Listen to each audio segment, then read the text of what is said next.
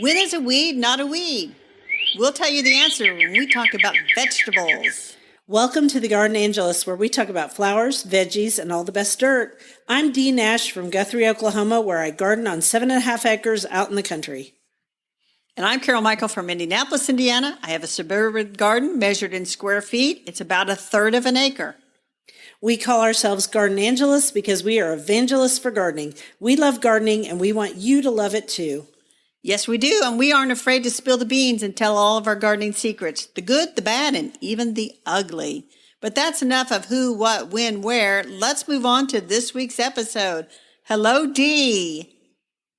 Hello, Carol. How's it going in Indiana?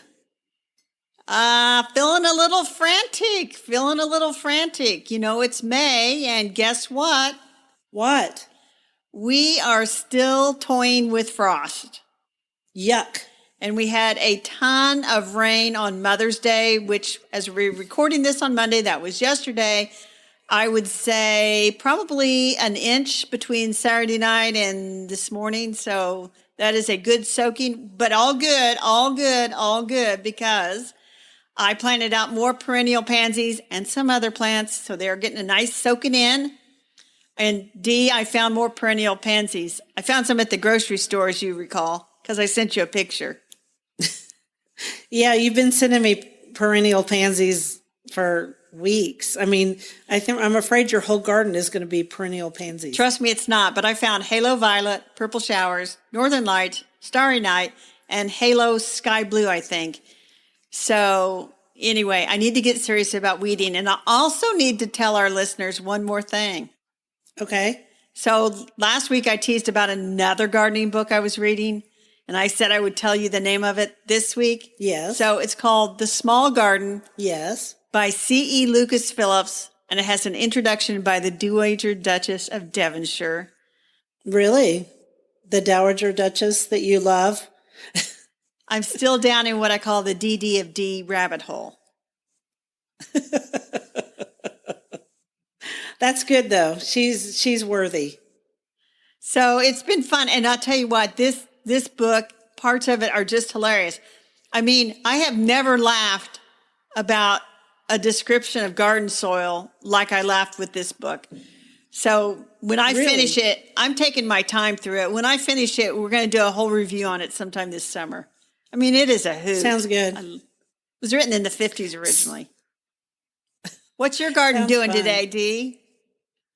So I'm still working feverishly. I came in from working out in the garden and planting because I have been on an eradication adventure trying to get gold sturm mostly out of my garden, which has opened up all this great new space because Rudbeckia gold sturm, it spreads by underground runners, and unfortunately it has decided that it wants to take over the whole garden. And it not only, it spreads by seed and it spreads by underground runners. So it's kind of a nightmare. And I dug out a ton of it last year and planted this whole new area. And then this year I've worked on it really hard to get it out. So the good news is I went to a local nursery, Bob Scott's. I'm going to give him a shout out. Bob and Vera Scott. And I bought several dahlias. Cool. Which I'm planting with my Juanita dahlias, which actually came back, even though the weather was bad and I left them out there. I bought a Cayuga viburnum, and I bought Proudberry coralberry, which you and I had a big conversation about Proudberry coralberry because that's Symphoracarpos species, and this one has pink berries. I don't know if they all do. And you said about it. Well, I bought a variegated one probably 12 or 13 years ago. And it will also, I don't think it self-sows anywhere, but it will spread by runners and get wider and wider and wider. Kind of like, we do in the wintertime where we sit, we get wider and wider and wider. Or the whole year of COVID. Yeah, pretty much.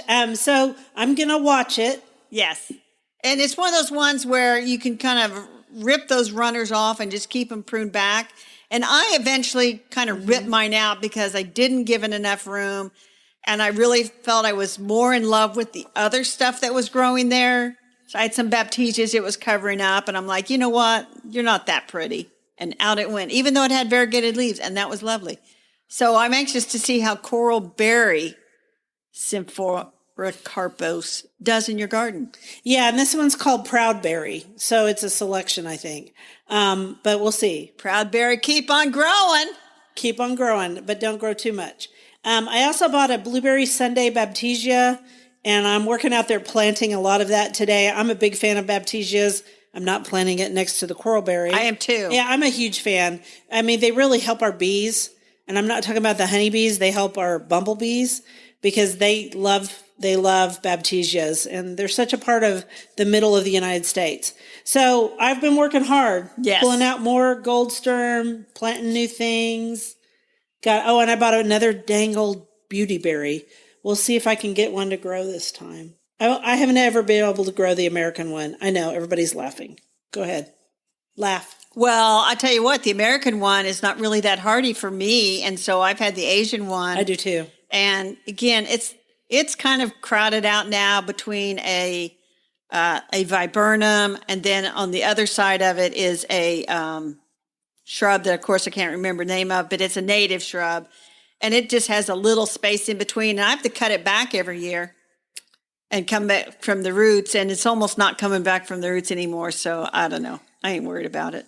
Yeah, there's just things, we try things. And I will say I have an Asian one too, and it's always been just beautiful. And last year's winter, it was dead looking, and I need to go look to see if it's come back up. But anyway, that's just the story of Oklahoma Gardens this year, is we are cutting a lot of stuff to the ground and seeing if it comes back. Are you going to do the quote? I am.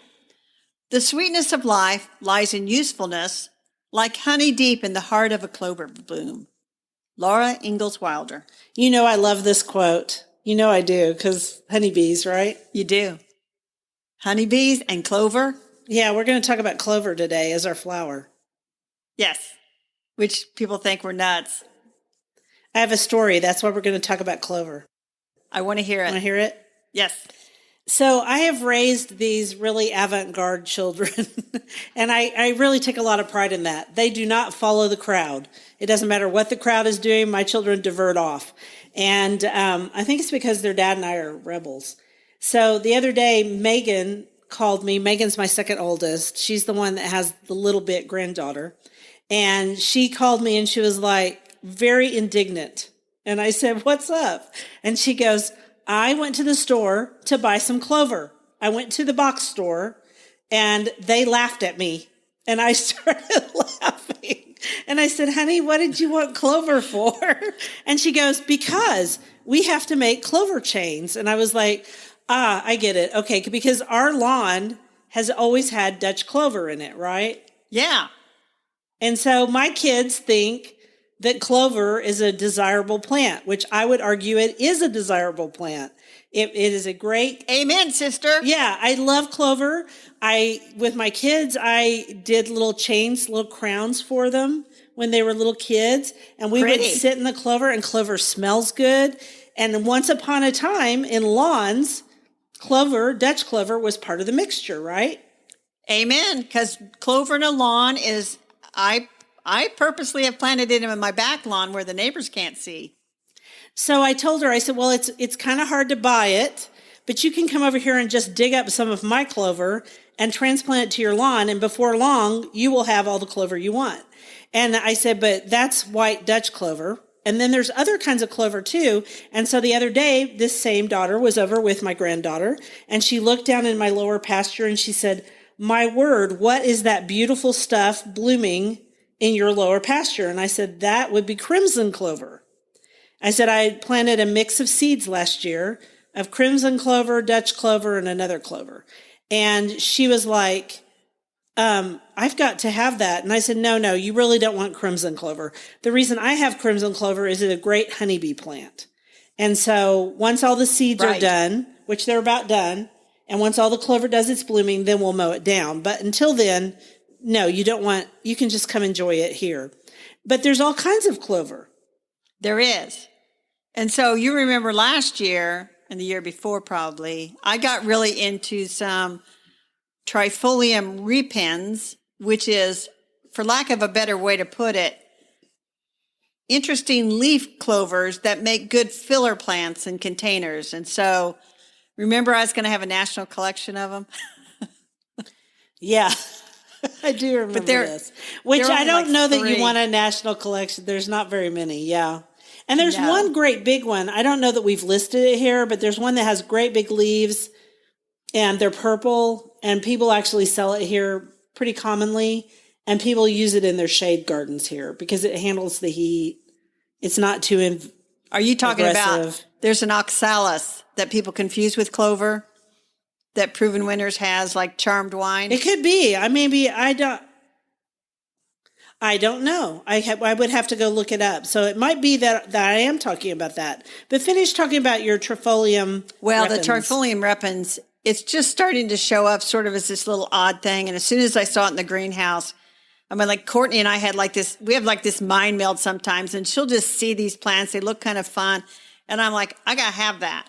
And I think the first one I bought, they actually had it in a container in like August, and it just filled up the container and had these little clover blooms. And I'm like, I got to have that. And I think it was Green Glow, it's called. And it's sort of a, for lack of a better way to put it, a variegated green leaf. And then there's one that's called Red Stripe, which always reminds me of the striping on a baseball. But it's a green leaf and it's got a red stripe. Mm-hmm. And so she only had those two this year. And I forget what the other one is, and I should have looked it up. But you know how we prepare, Dee. I should have looked it up. That's our answer to everything. Well, we try. We try to look up everything we can, but sometimes it's hard. So here's my question for you that I don't know if either one of them is going to be able to answer. So are all clovers, it looks like to me that a lot of clovers are in the trifolium genus. That's what I'm looking up right now. 3 leaves, right? So tri meaning 3 leaves, right? So and they're all in the Leguminosae family, so they all fix nitrogen in the soil, which is why they included it in the lawn mixtures back in the 30s and 40s, before the 50s, and somebody had this bright idea that a lawn should only have grass in it, which is cray-cray. And the reason they did that is so that, in my opinion, is so that they could sell more chemical grass stuff. I really believe that with all my heart. Yes. And here's the thing about, and I'm not preaching to anybody because I don't care what kind of lawn you have. But my lawn's a mixed lawn. It has wood sorrel in it, which we're going to talk about in a minute. But I guess one of my question is, so some stuff is oxalis. I'm confused now. I'm totally confused about clover. Okay. So trifolium is clover, and it's a legume. Okay. Oxalis is a completely different family of plants. In fact, I looked up oxalis, and it's in the Oxalidaceae family. Okay, now I feel better. So they are often confused, 3 leaves, often confused, but they are different. And people will say, do you have purple clover over at the greenhouse? And I know that they point to the oxalis and say, here you go. But it is not a nitrogen fixing clover. Got it. Now that makes perfect sense to me. Now I get it. I guess I always never thought, I knew they were oxalis, but I never really thought about it. I just think of them as purple clover. But you're right, they aren't. So there you go. Oh, I've been thinking a lot about clover. In fact, I wrote a blog post years ago, and I think it helped me win one of the golds from GardenCom. I wrote about the evil man who took away the clover lawns that the kids love to play in, because we love to play in the clover lawn.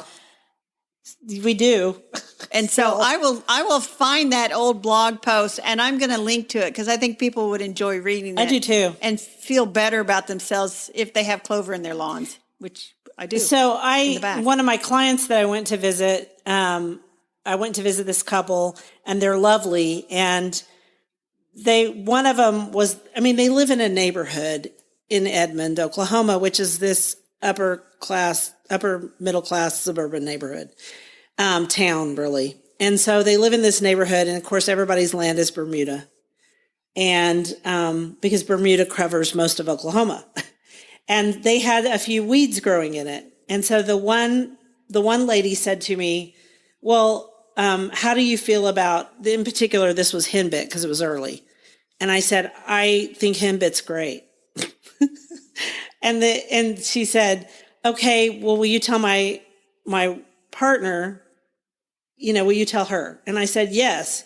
And so we ended up having this lovely discussion about weeds and lawns. And henbit will just go away all by itself. You do not have to put herbicide on it because as soon as it gets hot here, No. you just mow it. It's an annual. It goes away and it's not a big deal. And so a lot of people have been talking about what we're going to talk about as a vegetable today, right now, because it's very, very prevalent in Oklahoma right now. As it is in Indiana. It's Oxalis, and I have the variety Charmed Wine, which is from Proven Winners. It is lovely, and it will have little white flowers later on in the summer. I'm into my single species in a container phase, which will be over next year. Yes. So I planted one of those Charmed Wine Oxalis in this old watering can that I was leaky, and I punched some holes in the bottom. I think it belonged to my aunt. And it's going to be so cute when it fills out. It's kind of in a little shady spot on the porch. It's going to be darling. It is going to be darling. People of Oklahoma, don't try to do this it won't live in that situation here. It will live down in the ground for this year, but it will not live in a watering can. As cute as that is, it's too hot. Too hot for you guys. All right, let's go ahead with that quote, Dee. I feel like I went all over the place on this section, and I just want to apologize to our listeners right now. Because let me say one more thing. Okay. So maybe my Oxalis, by midsummer, it's going to say it's kind of hot in this watering can, and I might have to move it, which kind of reminds me of sometimes when we see magazine articles with all these pictures, so many of those plants are staged. But let's move on to the quote. All right, here's a quote. I stuck my head out the window this morning and spring kissed me bang in the face. Langston Hughes. I love that quote. That is a great quote. And sometimes, though, when it's been like frosty this morning, it's like winter smacked me upside the head and said, not yet, not yet, not yet. Okay, so it's cold here too right now. I meant to say that earlier. In the mornings, it's extremely chilly. We have a whole stretch of chilly weather, and it's supposed to start raining tomorrow and then rain all next week, which is really kind of unseasonable for Oklahoma. But whatever. We're all just going to do the best we can with it. So our veggie this time happened because I was on the Oklahoma Native Plant Society Facebook group, and there was a huge discussion about wood sorrels, which look like clover. That's right. But they're not clover. They're not clover. They are completely different. And so we thought that it would be fun to talk about it because they are an oxalis. Believe it or not. They are also an edible. And I can't imagine any place in the United States, and somebody will tell me, well, they're not in California. But they're very ubiquitous, and they often show up in soil that is not like the best soil. Which would be my entire state. So, and I got to tell you a funny story about my youngest sister who said, hasn't listened to the podcast in a while, but maybe she will start. I don't know. But I go to check out her gardens for her and give her advice and everything. And we've got her all straightened out on what she's doing with this really cute perennial border. But there's one little section, it's going to be where she puts hardy succulents and sedums and stuff. Yeah. And she has wood sorrel that comes up there, and she has it all neatly weeded around and keeps it as a plant. I'm like, it's a weed. She says, oh, it's so pretty. I said, did you buy it? No. I said, it is a weed. If you want to keep it, you can. And then I reach down and I pluck it out. He says, it'll be back. Yeah, you really can't get rid of it. I mean, I have it in a couple of places in the garden, but mostly I see it like anywhere you've cleared land at all. Like if you've dug out some grass, in about 3 weeks, you're going to have wood sorrel there. And the thing is it is edible. And the big discussion on the Native Plant Society group, which I got to say, one of the best Facebook groups there is, there was this great discussion about how people had eaten it as a child. Because little kids eat stuff in the garden. I mean, they just do. And so it tastes really tangy. It's sour. Yes. In fact, one of the common names for it is sour grass, but it is in no way, shape, or form a grass, just as much as it is not a clover. So apparently you looked up this deal from Dr. I'm going to try again. Dr. James Duke's Handbook of Edible Weeds, and he noted that the Native American Kiowa people chewed wood sorrel to alleviate thirst on long trips. And that makes sense because it does make your mouth water. Yep, it sure does. And I can't even say that. I can say Native it because American we tribe. have a county. We have a county by this name. You want me to do it? Since I live in the do want Native you to do American it. state? Yes. Okay. It's the Potawatomi. The Potawatomi tribe, they cooked it with sugar to make a dessert. I bet that was interesting. Yes. And then the Algonquins, they considered it an aphrodisiac. Go figure. And then I know you can do the next one because that's a very famous. Yes, I can say Cherokee. They ate wood sorrel to alleviate mouth sores and a sore throat. And then the Iroquois, they ate it to help with cramps, fever, and nausea. So it is a very medicinal plant and has a long and storied history. I'm still probably not going to eat it. And then there are other varieties, by the way, in Europe and South America and New Zealand. So many people have figured out uses for this. It has vitamin C in it. And so sailors used to use it. Yeah, so they used it for scurvy, I assume, right? Yes. Yeah. Because scurvy is a lack of vitamin C. I'm sorry I interrupted you. I was just thinking about how all the different uses that the Native Americans used it for. It makes perfect sense that it has vitamin C. Mouth sores, stuff like that. That's interesting. And in other countries, do you want to say any more about the other countries? Well, all the other varieties or species, I don't know which ones of those grow around here. We're just talking about that plain old weed. And to me, that plain old weed, if you want to eat those leaves, you go right ahead. They are not poisonous. They are tangy, and they will make your mouth water. That's for sure. Oh, and I guess we should explain kind of what it looks like since they're listening to us. So it looks like a very low to the ground growing clover, and it has yellow blooms. And so if you see that in your yard, that is almost always wood sorrel. It is not a clover. It's an oxalis. That's right. And it has a limey green leaf. And the clovers tend to be fairly much a much darker leaf. Right. So make little crowns out of the flowers for clover. That's right. All right. I'm going to move on to the next quote. Perfect. Anyone who has time for drama is not gardening enough. By Anonymous, our favorite source. We love Anonymous. So this is our bookshelf, and on our bookshelf this week is A Woman's Garden, Grow Beautiful Plants and Make Useful Things by Tanya Anderson of Lovely Greens. She has a blog called Lovely Greens, a website. I have read it, and I liked it a lot, and it was not what I thought it was going to be. Was it what you thought it was going to be? Well, I haven't had a chance to read as much as you have, so you tell me. She interviewed several women. I don't have the book right in front of me because it's in my bedroom, actually. But she interviewed several women, and I can't tell you exactly how many women they were, but each section that she interviewed a woman who had a particular expertise in a certain area of gardening, and sometimes with a craft. And so then so it's set up like this. There's the interview with the person where she discusses the person. Then there's a picture of them in their garden or whatever. And then there's usually a craft that is related to that garden and that person. And I thought that was a really interesting way to put together a book. It is. And I'm looking, and here's a gardener in North Carolina, Ashley Thomas in North Carolina. Yes. It is a very good way. Mm-hmm. Giovanni, she's got Hamburg, Germany. I believe she's in the UK. Mm-hmm. So, I mean, it has a pretty universal appeal. I like it. Now that I'm looking at it. It reminded me a little bit of the other book that we did that was Jennifer Jewell's about women in the garden. Yes. In The Earth in Her Hands. The Earth in Her Hands. Right. It kind of reminded me of it's a smaller book than that, but wow, they dye things. There are cooking classes, like cooking crafts.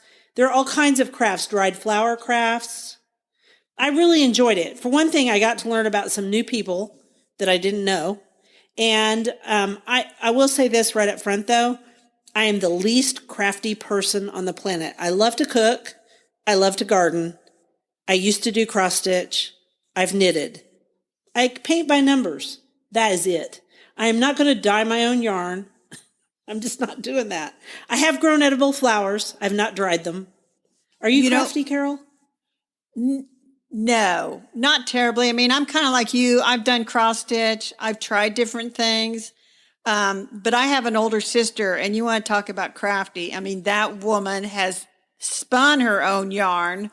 I'm sure she's dyed her own yarn, but she has a big loom and she's got a spinning wheel and she knits and she crochets and she always comes up with crafts, and her husband does all this woodworking. And so I am not that person either, but she would probably enjoy this and get a ton of good ideas out of this book of more crafts that she could try to show us that she is the crafty one of the family. And I mean that in a kind way, not crafty devious, but crafty artistic.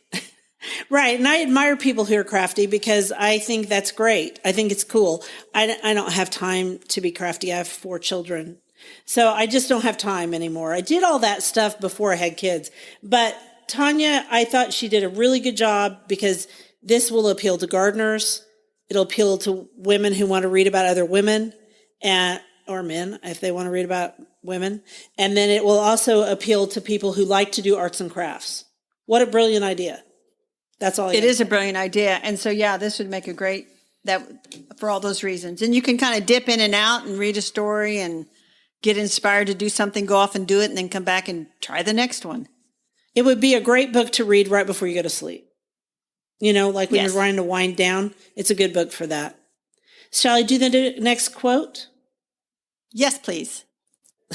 The will to live life differently can start in some of the most unusual places. Pam Warhurst. I don't know Pam, but what a great quote. It is a great quote. And Pam is the subject of our dirt. Oh, duh. Of course it is. And I'm the one who brought up the dirt. I just didn't connect her with the dirt. Brilliant. So the dirt is, there's a website called Incredible Edible, and it's a group that was started by 2 women in the United Kingdom in a place called, and I'm going to butcher this with an Americanized accent, Todd Morgan. Just do your best. So what they did was they just started planting edibles all around town so that people could see how edibles grow and people could help themselves to these edibles. And Pam Warhurst did a TED Talk, which we're going to include a link to the TED Talk. I mean, it will get you so inspired to just get off your couch, go out and do something for your community. And the best part of it, she's like, we didn't form committees. We didn't have a strategy. We didn't ask a lot of permission. I mean, there was a doctor's office and she said it was all planted in front with all kinds of prickly, uninviting plants, probably junipers. And she went and she says, could we replace these with edible plants? And they said, sure. And so now in front of the doctor's office, all kinds of edible plants. And in front of their local police station, they have corn growing. And so it's really kind of created their town as a destination to go see all these edibles. And it is. They've come up with these maps where you can do walks that take you through to different gardens around the town. Guess what? The walks take you by other local businesses, the bookstores, you know, the little, I don't know, ice cream stands and things like that. So those businesses benefit from having all these edibles. And then it's like this whole agritourism where people want to go and see how things are grown. And so then there's maps of other towns that have done something similar to try to draw people in to see these very interesting gardens and landscapes full of edibles. I mean, it was just really inspiring. I was inspired, Dee. Yeah, she started a whole worldwide movement, which is what made it so great. So I thought it was wonderful. We actually read about this in that book that we read that we've loved so much. And I can't think of the name of it right now. The one that's the psychology book about gardening. Yeah. You know the name. The Well-Gardened Mind. Yeah, The Well-Gardened Mind. Isn't that it? Yes. The Well-Gardened Mind? Yeah. Yeah, I've given that book to my daughter. I still haven't totally finished that book because it's very deep and I'm about 3/4 of the way through. But I read a section at a time and I just have learned so much about different ways gardening can help mental and emotional health. And Yes. this is a great example because think about it. If you have spiky plants in front of the doctor's office, do you really want to go in there? Nope. No.